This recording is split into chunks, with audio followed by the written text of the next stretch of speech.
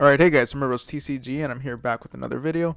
So in this video, I'm going to be talking about the NR Rarity Festival and just the deck I've been using for this event. So as you can see, I have 10,000 medals in the event. So I actually finished the event as typically I just like to do it till I get all the gems that I can, and then just get to the legacy pack tickets. Then from here, I can just play whenever I want. So as you can see by the medals, basically when you win a match, you get 500 medals, and when you lose one, you get 50 medals. So by seeing this, you can kind of tell that I've only lost 2 matches and I've won 20 matches with the deck that I made for this event. And yeah, it's a Yosenju variant deck that I really enjoyed playing with, and it's been really fun. So far, this event has been my favorite. There's only been 2, but this one I liked a bit more than the Exceed one. But yeah, let me show you guys the deck profile. Okay, guys, so this is the deck. So basically, the idea behind the deck is that during your turn, you're just essentially summoning out your Yosenjus, and then during your opponent's turn, you're just trying to survive and bounce things back just to prevent them from having any monsters, or like really establishing a board before they can even and then you just like slowly poke into them basically. So yeah, let's just start right away. So one battle fader, this is part of just keeping yourself alive. You just want to survive during your opponent's turn. If things get really bad, then you use battle fader to save yourself for at least one more turn. 3 comma 3 comma 2 and 3 comma 3. So these are the best Yosenjus in the deck. You always want to see these. Preferably you want to see one with the other, as that's when their effects become more relevant, when they combo off each other. Comma 1 lets you bounce a face-up card back to the hand. Comma 2 lets you attack directly, and comma 3 lets you search out a Yosenju card when one of your other Yosenju monsters deals battle damage.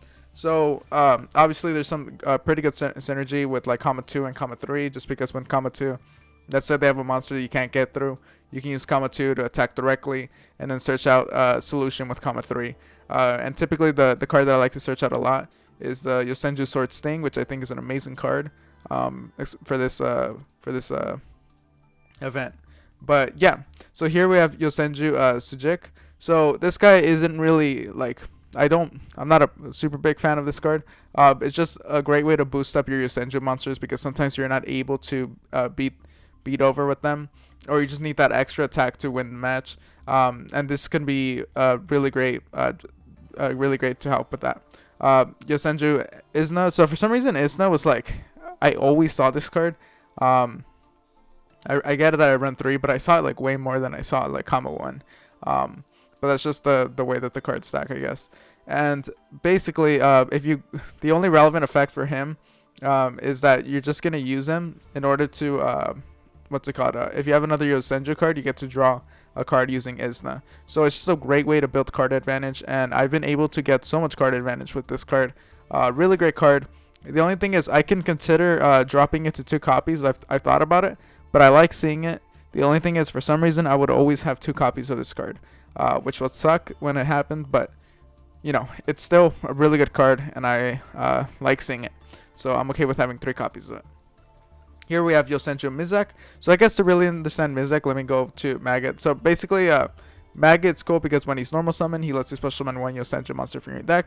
So what's cool about that is that you can go special summon Mizek, and then from here, Mizek, when he attacks a face-up non-win monster, he destroys that monster. So it's pretty great for that. But I like using Maggot. Sometimes I'm like desperate and I need to just normal summon into a Maggot, just so that when I attack, I can search out a Yosenju card that I need. The only thing is that when you use Maggot's effect to special summon 1 from the deck, you know, that Yosenju monster will not return back to the hand. So that's something to consider, and you have to be careful about. But basically, if you use one to bring out the other, which I didn't do often, but if I did, you know, you can potentially exceed summon using this. So Yosenju Oyam, basically when your opponent declares a direct attack, you can send 1 Yosenju monster from your hand to the grave, and then special summon this card from your hand. And basically it like changes its attack depending on the monster it's battling. And when it dies, you get to add 1 Yosenju card from your deck to your hand. This card isn't, I didn't like seeing it a lot. I thought it was okay. It saved me a couple times, but I didn't really like seeing it in my hand. And yeah, I wasn't the biggest fan of it. But it was cool and it worked here and there. So just 1 copy. Here, Gadarla, the Kaiju. So here, let me just show you Godarla and Jizukiro. So basically, one of my favorite plays to do was to give them Godarla, special summon Jizukiro, and then use Kama 1, bounce back Godarla back to my hand. And now I basically have a free Kaiju, and I can Kaiju next turn. And then I was able to win a lot just by doing that. Yeah, really fun combo just to put Kaijus with the Yosenjus. Really fun synergy between them for this event. Matayon was pretty cool. Didn't use him a lot. He was just kind of, if things were getting really bad, I just attack and return as many face-up monsters, or return as many monsters in the field as possible to the hand. And if you do inflict 300 damage to your opponent for each card return, this would just buy me a turn. And if things were getting really bad and you wouldn't draw into the cards you're getting, then this was a good way of like stalling out a bit. Because basically you're just trying to stall until you get into your commas. Because these are like your most important cards. So, and then here we run a 3-dimensional fissure. So dimensional fissure, this card was really annoying for the opponent. I've had a lot of opponents just use their MSTs on this. It's funny, I would draw this in multiples a lot. So there was one time where I went second and I activated Di-Fi, and then they destroyed it, and then I just activated my second copy. And then I was like, okay. It's a pretty good card. It's obviously annoying, it's disruptive. There's a lot of decks that rely on cards going directly to the grave, and they have like name, or the wording in the text is that the effects only activate if they go to the grave. So I think like Arm Dragon was one of the decks that I saw a couple times, and that needed that specific interaction. And there were a few other ones that it just kind of annoyed at the very least. So they would always use their like MSTs on this. And yeah, definitely a great card to see.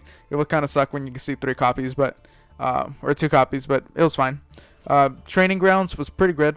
Training Grounds was just able to just build more card advantages. You're usually going to use it to add a Yosenju card from your deck to your hand, but it also had the potential where if you just needed a little bit more damage to kill, you can use this to gain 300 attack, and that was relevant here and there. Definitely had its times where it was useful. I decided on only 2 copies because the effect is you can only use this effect of Yosen Training Grounds once per turn. So basically, it wouldn't matter how many multiple copies you have. Decided just 2 copies was fine for me. 2 Wabakus, just again, you're just trying to survive, and this was a great card for doing it. I like seeing this card. If things got really bad, then I would just use Wabaku. Torrential Tribute, if they try to establish a board, you just wait to the very end, and then once you can see that, oh, they kind of did their final play, then you just Torrential, and now they're out of monsters, and they're most likely used up a lot of cards in their hand. So really useful card to have. Bottomless Trap Hole, it's just another way of just slowing down your opponent. There was you can just kind of get rid of their boss monsters using Bottomless. And what's great about this is that I think I went against Pendulums like 2 times, and one of them they just like Pendulum summon their entire hand, and since it counts as 1 summon, you can Bottomless, and I destroyed all of them and banish them. So yeah, it was a really great for that deck, and it's been putting in work. Definitely you just need cards to kind of slow them down, or just prevent your opponent from establishing a board. And Bottomless was a great card to do that. But there's other cards in case you want to do that too, like Compulsory. If you want to just run Compulse over like the Bottomless, I think they serve different roles though, and I think having 2 Bottomless and the 1 Compulse was great for me. Just again, being able to bounce monsters back from the field to the hand was really useful. Just because there are people summoning monsters from the extra deck, and then once they, use other cards to summon that extra deck monster, you can just bounce it back to the hand. And yeah, that's a great way to do that. Lost Wind is really nice. You can half your opponent's original attack, and it negates their effects. Pretty good. The only thing is they do have to be a special summon monster, and sometimes I would forget that and activate it and try to negate a normal monster, and then normal summon monster, and I realized that you can't do that. But yeah, just keep that in mind. Sometimes I would just kind of brain fart while playing with this, but it's still a really good card, and it would save me here and there and stop my opponent. So it would have just put them to a stop really quick. And here we have Yosenju Sword Sting. This card is really great. This card was basically the card that I searched out a lot with Training Grounds and Comma 3, just because it would give me an opportunity to protect myself even further. So usually I would just go like attack with, with whatever Yosenju card, and then Comma 3, and then search out this, and then set this card down, and then pass my turn. During their turn, they try to establish a board, and then once they kind of establish whatever board they wanted, just bounce those 2 cards back. Usually they're like extra deck monsters, and so they lose all value in those cards. And yeah, having 3 copies for me was really great. It was always alive, and I always wanted to see it. And that's kind of why I wanted to run the Compulse. It's kind of similar fashion to this, not as much value, but it doesn't require Yosenjus, and it's pretty good. And here for the extra deck. Now, just letting you know, the extra deck, I did not use it that much. These are just cards that really you don't like. I don't think you really need them. There's a few exceptional ones that I activated or that I summoned a lot. For instance, the Diamond Crab King. I think he was great just for have a 3,000 attack.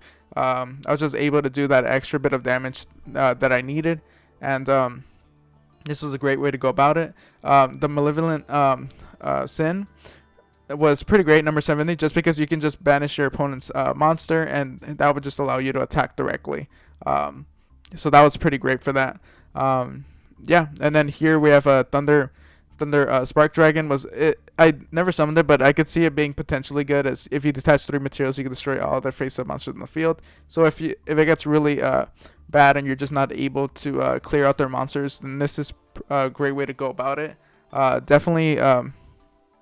I definitely could have seen like the potential of using this. I just didn't end up using it really.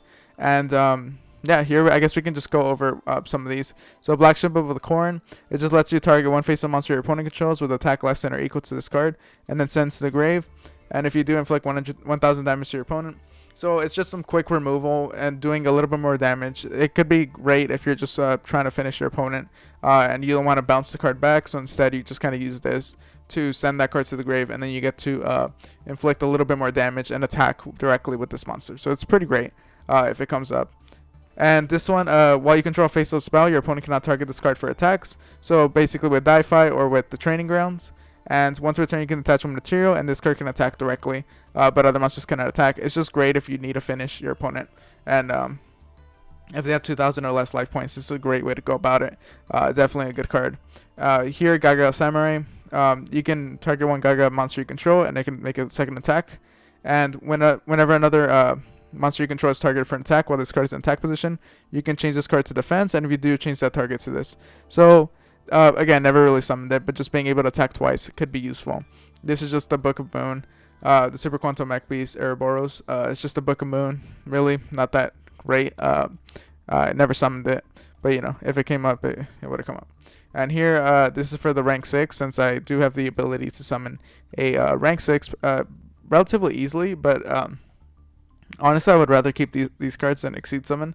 But if you want to Exceed Summon, then you can summon Force Focus, and once per turn during either player's turn, you can attach one material, then target one level 5 or higher effect monster your opponent controls, negate the effects. So, you just get to negate the effect of that monster, and it's a 2,800 attack monster, which is pretty good. And yeah, so this will just kind of be in here too. If a monster is tributed, you can attach one material from this card and target one monster in either grave, but special summon it. So honestly, it wouldn't really come up that much, but again, the only ones that I really summoned were Diamond Crab King and which one was the other one? Diamond Crab King and the Spider. These were the main 2 that I summoned, but I could see Thunder Spark being useful, and Black Ship of Corn.